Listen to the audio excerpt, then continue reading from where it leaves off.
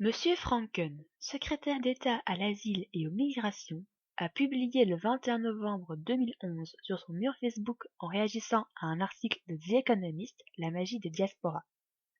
Je peux m'effigurer la valeur ajoutée des diasporas juives, chinoises et indiennes. Mais moi, c'est des diasporas marocaines, congolaises ou algériennes. Premièrement, petite leçon historique. Le 17 février 1964, la Belgique concluait avec le Maroc un accord pour pouvoir recruter de la main-d'œuvre marocaine pour les besoins de l'économie belge. Mais le besoin de main-d'œuvre est bien plus antérieur à ça. En 1920 déjà, les travailleurs marocains et algériens sont recensés dans les zones minières de Wallonie.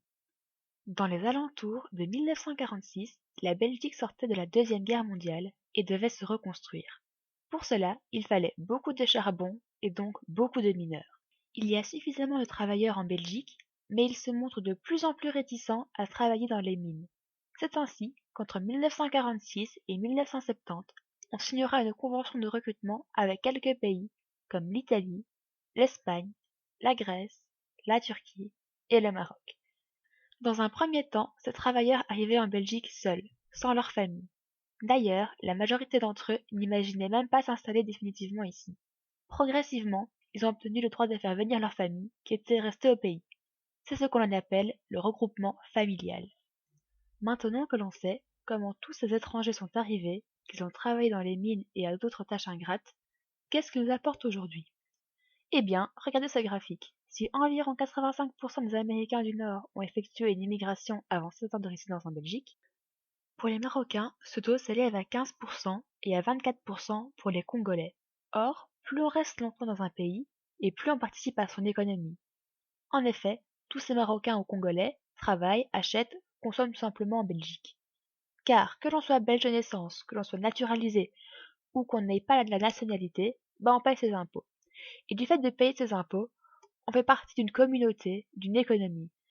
Je ne m'attarderai pas sur toute la richesse culturelle apportée par l'immigration, mais gardez en tête que sans les Marocains et les Algériens, adieu le couscous et les tagines. Et un dernier point, monsieur Franken. Avez-vous déjà entendu parler de la loi Moureau? Mais si, cette loi dans laquelle il est écrit noir sur blanc: quiconque commettant une discrimination à l'égard d'une personne ou d'un groupe en raison de sa prétendue race, de sa couleur, de son ascendance, de son origine ou de sa nationalité, peut être puni d'emprisonnement et de devoir payer une amende.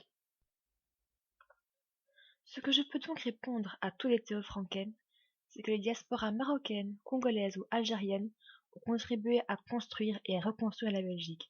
Je pense qu'en termes de valeur ajoutée, ils sont plutôt pas mal à ce niveau-là.